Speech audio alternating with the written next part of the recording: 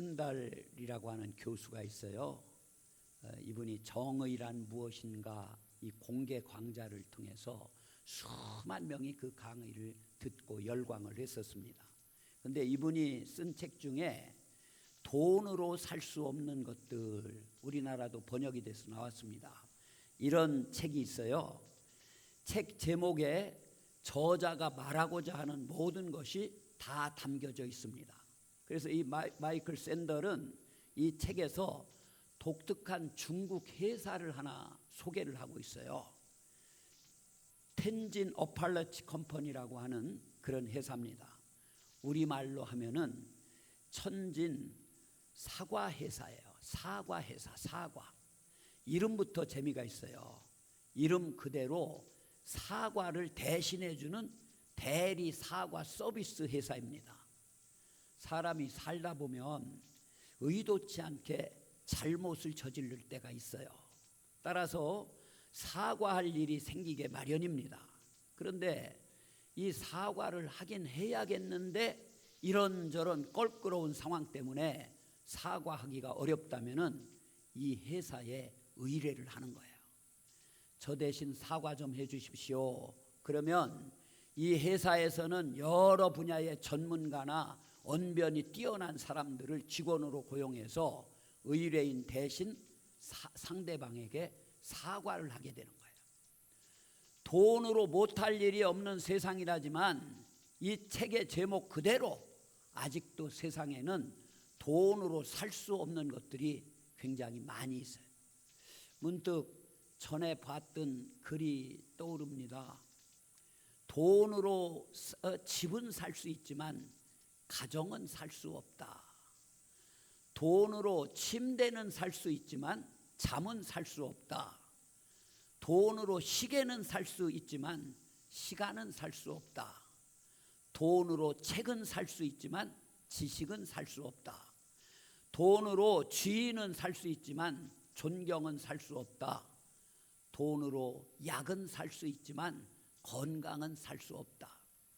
돈으로 피는 살 수 있어도 생명은 살 수 없다. 돈으로 친구는 살 수 있어도 친구의 사랑은 살 수 없다. 이런 글귀들 여러분들도 많이 들어보셨죠? 이것이 마이클 샌달이라고 하는 하버드 대학교 교수가 말하는 돈으로 진짜 살 수 없는 그런 것들 아닙니까?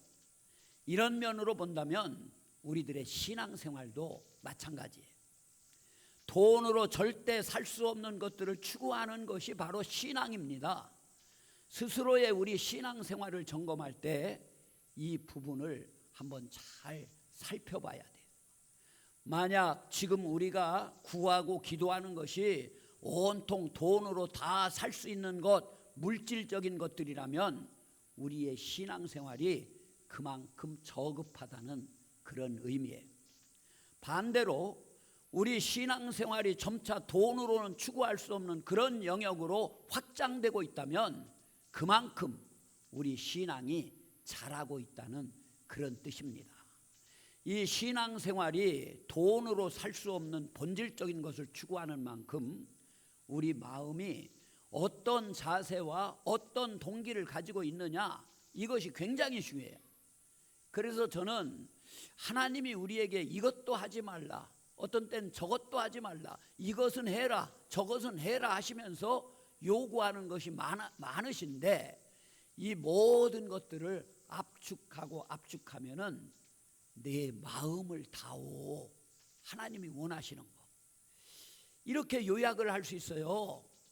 그래 한마디로 우리들 입장에서는 하나님께 내 마음을 드립니다, 이런 자세로 하나님 앞에 나와야 될 줄로 믿습니다. 그렇습니다.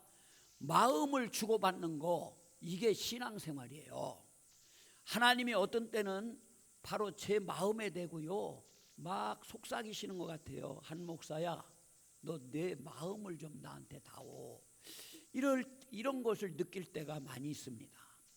돈으로 살 수 없는 것들을 소중히 여기고 눈에 보이는 것보다는 눈에 보이지 않는 가치를 귀하게 여기다 보면은 이런 하나님의 마음이 소중히 다가올 때가 있는 거예요. 하나님께서는요, 겉으로 보이는 어떤 것보다 우리의 마음을 원하시는 줄로 믿습니다. 이것은 대인관계에서도 마찬가지예요. 이런 점에서 때로 사람들에게 상처를 받을 때가 있어요. 여러분, 어떤 분 상이 났다고 연락이 옵니다. 그래서 나는 조의금을 챙겨서 조문을 가요. 또 얼마 있다가 그 집 아들이 또 결혼을 한다고 그럽니다. 그래서 마음을 담아서 축하를 해주면서 축의금을 전달을 해요. 그런데 우리 집에 상을 당하고 내가 아이들 결혼을 시키고 이런 일들을 만났으면은 내가 한 만큼 상대방도 해야 되는 것이 당연한 거 아니에요? 그런데 곱빼기도 안 비치고 끝내 아무런 소식이 없는 그런 사람들도 있어요. 또 여러분 인간관계 하다 보면은 어떤 동네 사람들, 어떤 선배, 어떤 후배는 자기 부친 모친 소천했다고 개별 연락을 해서 조의금 다 보냅니다. 그런데 이분들은 여러분 가정에 상을 당하고 어려움을 당했을 때 아무 응답이 없는 그런 분들도 많이 있어요. 형편이 어려운 분들이라면 이해를 얼마든지 합니다. 그런데 그렇지도 않은 분들이 그러는 것을 보면은 마음으로 도통 이해가 되지 않을 때가 많이 있으실 거예요. 잊고 지내다가도 한 번씩 생각이 나면 여러분들도 모르게 마음이 복잡해지고 그럴 때가 있을 거예요.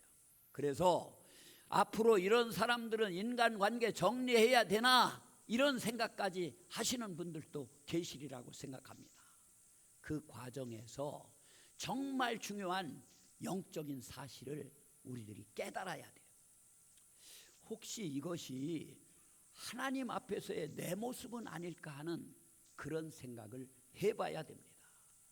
바로 이런 모습들이 하나님 앞에서의 우리의 태도는 아닌가 점검을 해봐야 된다는 얘기예요.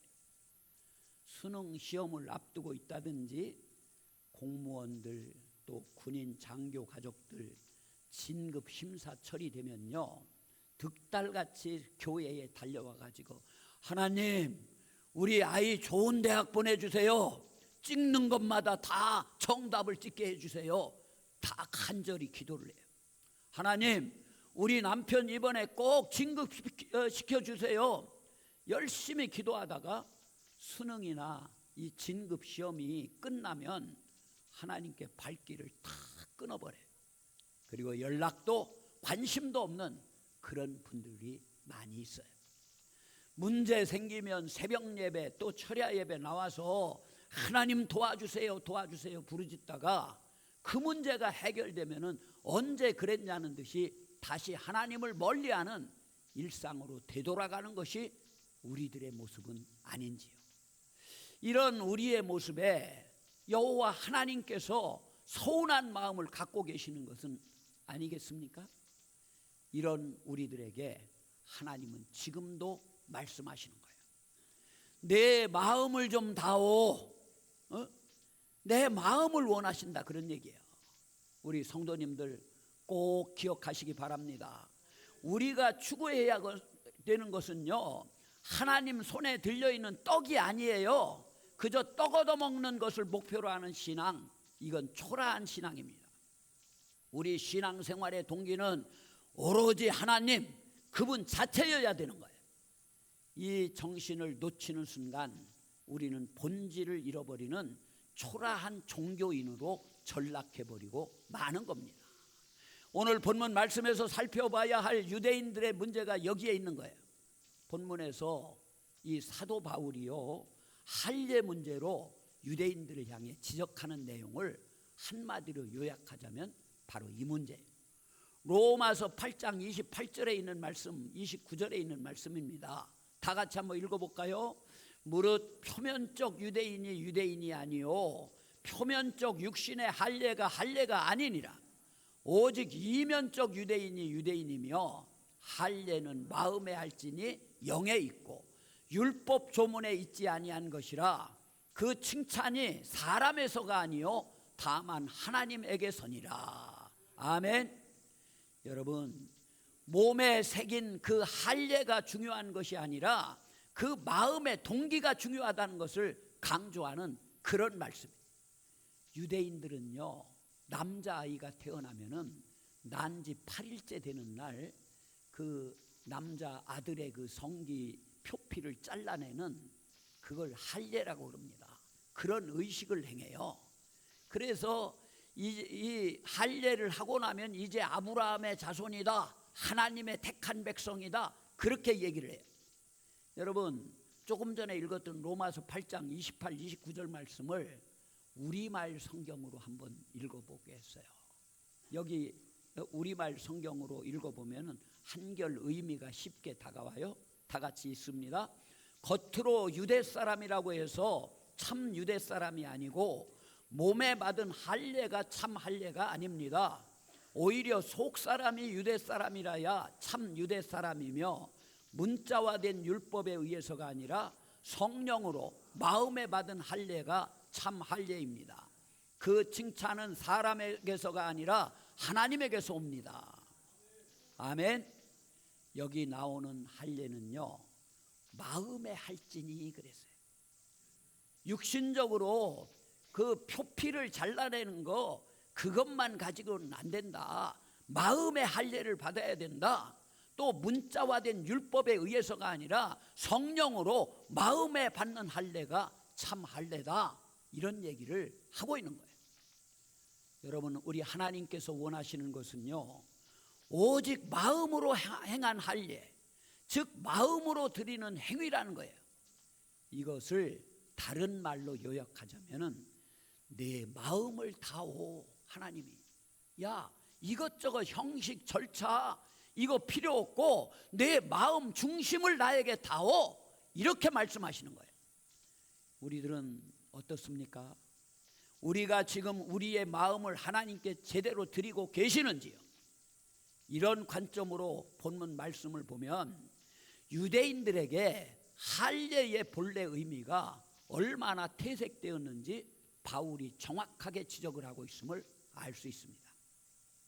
할례의 유래는요, 창세기 17장에 나와 있어요.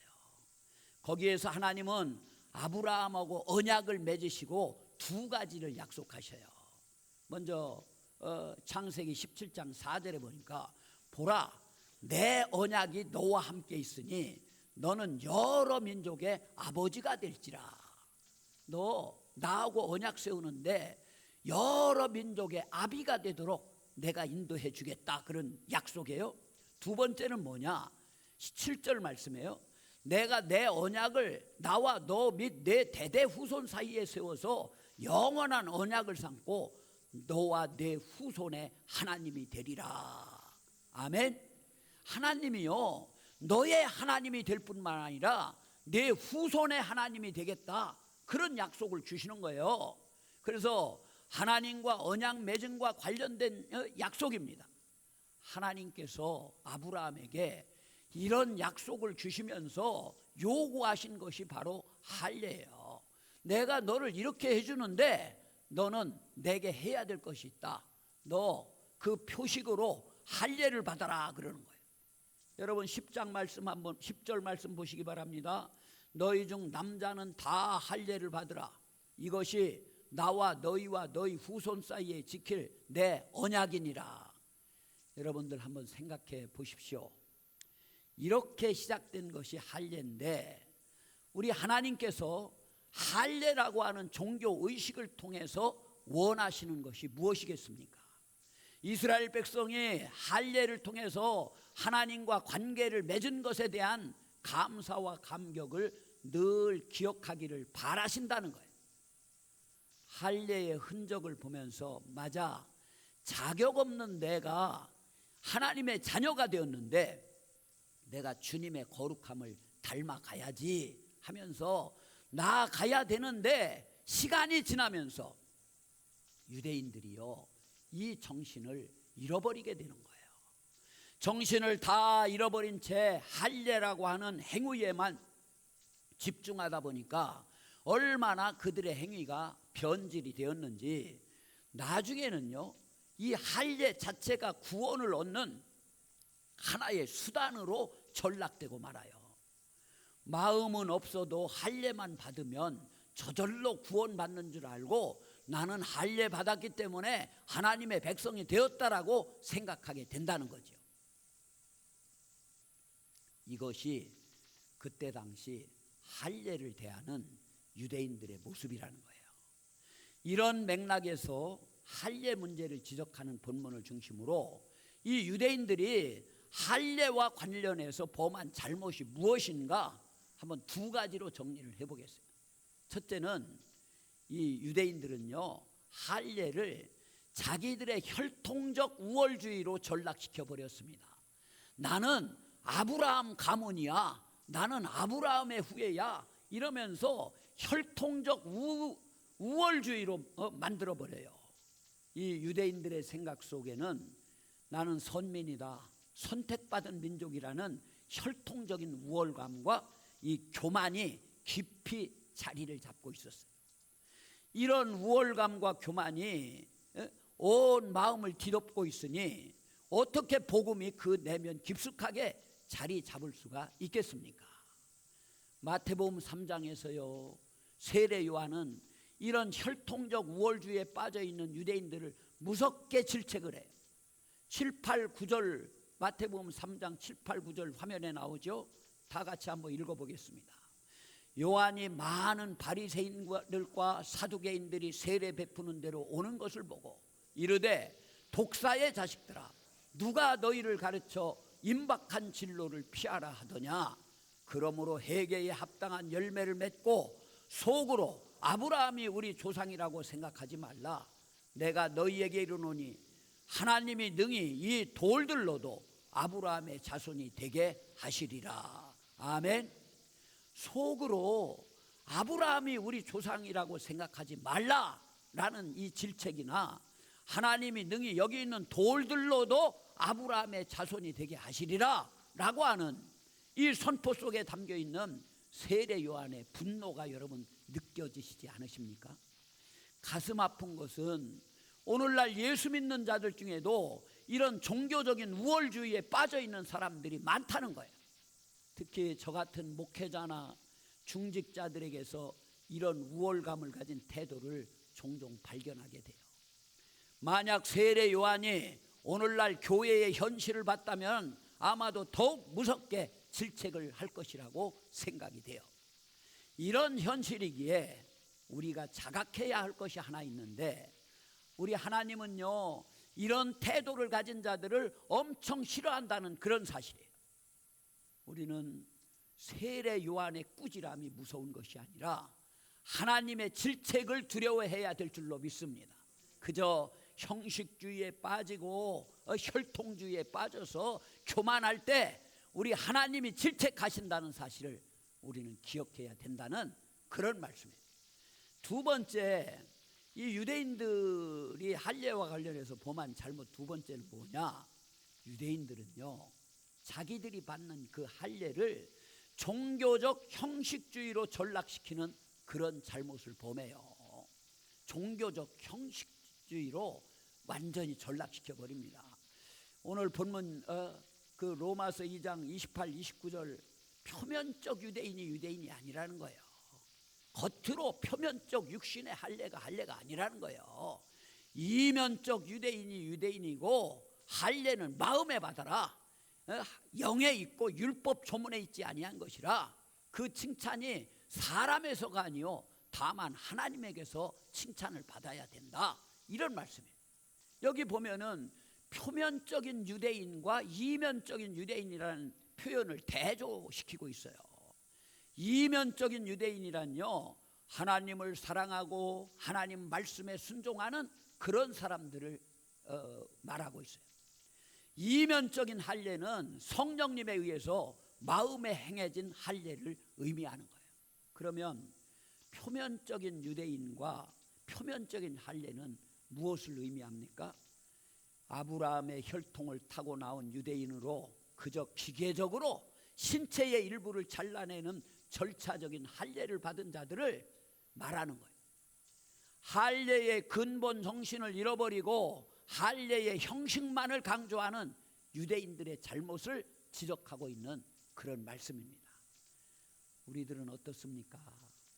우리가 받는 물세례 역시 하나님 앞에 하나님의 자녀된 자로서 나아가겠다는 결단의 마음으로 받는 것이지, 이 물 뿌리는요, 물을 갖다가 성부와 성자와 성령의 이름으로 하면서 뿌리잖아요. 물 뿌리는 행위 자체가 중요한 것이 아니라는 거예요. 그래서 바울이 뭐라고 말했습니까?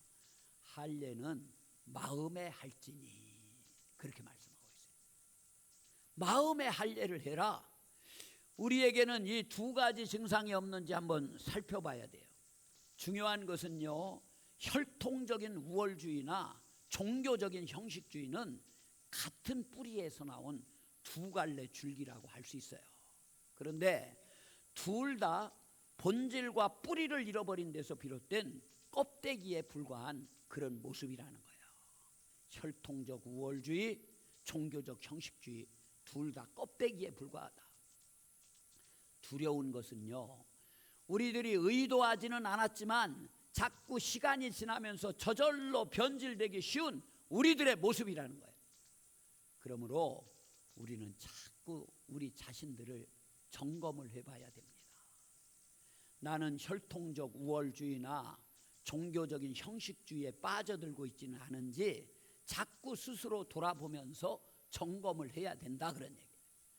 이와 같이 스스로 되돌아보는 것이 중요한데, 그렇다면 무엇으로 우리의 모습을 점검해야 되겠습니까?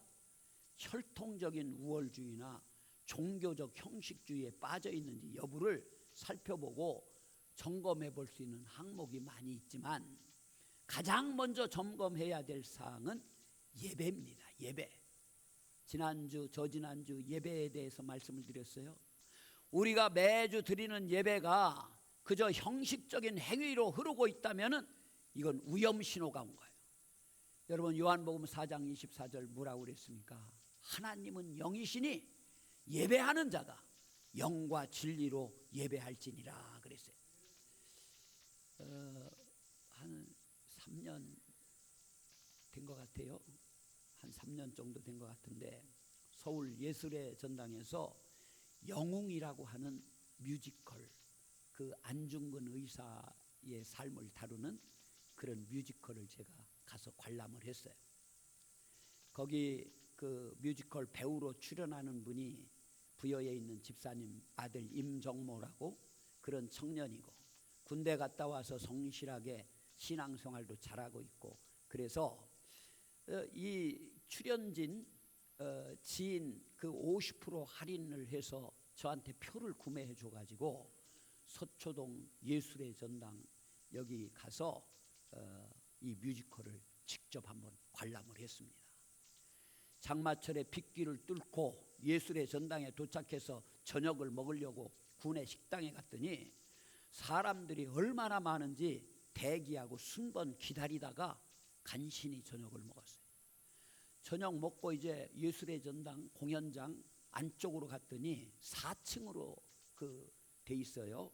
1, 2, 3, 4층 물어보니까 약 2,500석이 된대요. 그런 좌석이 빈자리가 없이 꽉 차 있는 거예요. 공짜로 들어가는 곳이 아닙니다.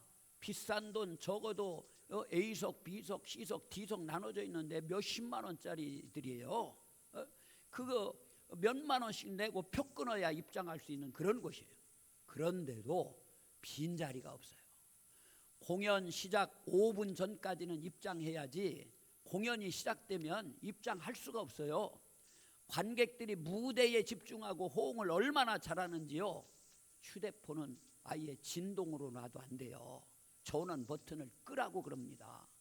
저는 그곳에서 우리나라도 이 뮤지컬 저변 확대가 참 많이 됐구나, 문화생활 하시는 분들이 참 많아졌구나, 이런 것을 느끼게 돼요. 하루 2번, 일주일에 하루 쉬고 6일간 내내 공연하는데도 객석이 그렇게 꽉 차는 것을 보고 제가 놀랐어요.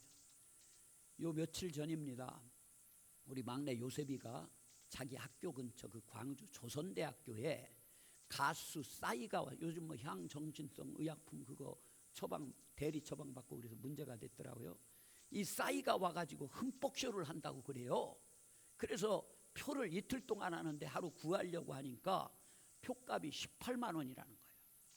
그래서 그 첫날 가려고 그랬더니 자리가 매진이 돼서 첫날 못 가고 둘째 날 표를 간신히 구해서 갔는데, 이 청소년들에게는 시에서 또 나라에서 문화 공연 이런 걸 지원하는 상품권 이런 걸 주더라고요. 그게 있어가지고 걔가 마침 간다고 갔는데, 걔 얘기를 들어보니까 아빠 거기 그 넓은 운동장에 의자 싹 세팅해 놓고 거기도 A석 B석 이렇게 만들어놨는데, 공연장 만들어놨는데 아이들이 얼마나 많이 왔는지 차고 넘치더라는 거예요.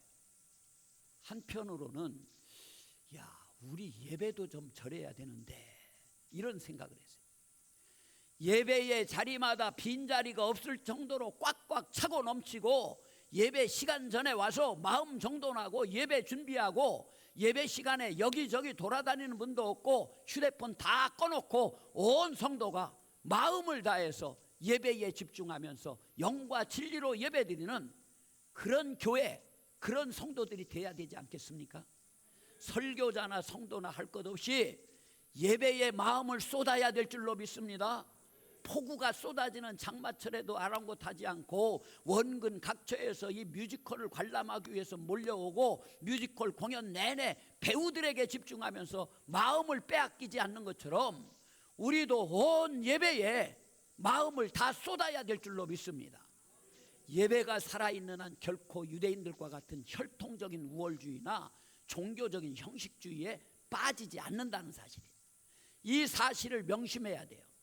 또 한 가지는요, 우리가 헌금하는 자세도 한번 점검해 봐야 될 항목이에요. 저는 목회하면서 결심한 것이 있습니다. 우리 성도들에게 절대로 헌금을 강요하지 않겠다 그래요. 물론 가르쳐야 될 것은 제대로 가르쳐야 됩니다. 그런데 이게 막 억지로 강압적으로 저는 이런 헌금하는 거 원치 않습니다. 헌금은 절대로 강요해서 되는 것이 아니에요.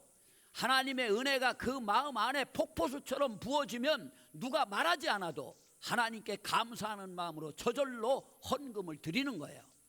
헌금은 하나님께 물질을 드리는 것입니다마는 물질과 함께 우리들의 마음을 드리는 거예요. 우리가 드리는 헌금이 살아계신 하나님께 우리들의 마음을 온전히 드리는 그런 헌금이 되기를 바랍니다. 그리고 경건 생활을 해야 돼요. 여러분, 하루의 일부를 주님을 위해서 우리들이 내어 드리는가, 이것도 점검해 봐요. 예배 생활 점검, 헌금 생활 점검, 나의 경건 생활을 점검해야 된다, 그런 얘기예요. 우리 성도님들은 하나님을 얼마나 묵상하고 계십니까? 마음 중심에 주님을 생각하고 바라보는 사람에게 신앙의 변질이란 없습니다. 그러므로 당부드립니다. 하루에 여러분들 단 10분이라도 시간을 내서 말씀을 묵상하고 하나님을 묵상하시기 바랍니다. 하나님의 말씀을 읽어야 된다는 얘기예요. 그것이 우리들이 사는 길입니다. 새벽에 아니면 저녁에 아니면 시간 되실 때 꼭 시간을 구별해서 주님과 주님의 말씀을 묵상하는 그런 시간을 가지십시오. 하나님께 제 마음을 드립니다 하면서 고백하는 그 시간이 중요하다, 그런 얘기예요. 거듭 반복해서 강조합니다. 형식적이고 종교적인 의식이 아닌 하나님 앞에 마음을 드리는 것이, 이게 왜 중요합니까? 우리의 모든 능력이 바로 여기에서부터 출발하기 때문에 그래요. 갈라디아서에 보면요, 바울을 괴롭히고 대적하는 그런 사람들이 있었습니다. 예수님을 아무리 잘 믿어도 할례를 받아야 한다고, 왜 할례를 받지 않느냐고 바울을 공격해요. 그래서 갈라디아서 6장 17절 말씀은 바로 그런 자들을 향해서 바울이 하는 고백이에요. 이후로는 누구든지 나를 괴롭게 하지 말라. 내가 내 몸에 예수의 흔적을 지니고 있느라. 너희들 할례 받으라고 그러는데 나 할례 안 받는다. 내 몸에는 예수의 흔적이 있어. 이런 얘기를 하는 거예요. 여러분, 이 흔적은요, 고대 사회에서 주인이 노예에 대한 소유권을 확보하기 위해서 노예의 몸에다 빨갛게 저 쇳덩어리를 달고 가지고 낙인을 찍는 거 지져 가지고 그걸 가리키는 거예요. 따라서 여기서 바울이 말하는 예수의 흔적이라는 것은 사도로 부르심을 받은 이 바울이 예수의 소유가 된 흔적을 말하는 겁니다. 내게는 육신의 할례보다 더 소중한 거 예수의 흔적이 있다. 내가 주의 종으로 헌신하며 살다가 고난과 상처를 받은 흔적이 있다. 자격 없는 나를 인도해 주신 하나님의 사랑의 흔적이 내 몸 안에 있다. 이런 고백인 거예요. 우리에게는 이런 예수님의 흔적이 있으신지요? 생각만 하면 눈물이 나는 부인할 수 없는 예수의 흔적, 지금까지 나를 견인해 주신 주님의 그 사랑의 그 흔적이 우리들에게 있어져야 될 줄로 믿습니다. 주님을 향한 사랑의 마음이 우리들에게 있어야 된다는 거예요. 이 사랑의 마음으로 할례를 받고 율법을 지키고 예배를 드려야 됩니다. 이 사랑의 마음으로 헌금을 하고 이웃을 섬기고 봉사하는 우리들이 되어야 된다는 거예요. 주님 앞에 잠잠히 돌아보시길 바랍니다. 그리고 우리 귓가에 지금도 속삭이시는 주님의 음성을 듣고 그 주님의 마음을 깨닫게 되기를 주님의 이름으로 축복합니다. 지금도 우리에게 속삭이십니다. 내 마음을 다오. 내 마음을 원하시는 주님의 음성을 오늘 또 들으실 수 있기를 주님의 이름으로 축복합니다. 하나님 감사합니다. 저희들 마음을 다해서 하나님을 섬기게 하여 주시고 마음을 다해서 예배드리게 하여 주시고 내 마음을 다오 요청하시는 하나님의 이 음성을 들을 수 있는 저희들이 되게 하여 주옵소서. 예수님 이름으로 기도드립니다. 아멘.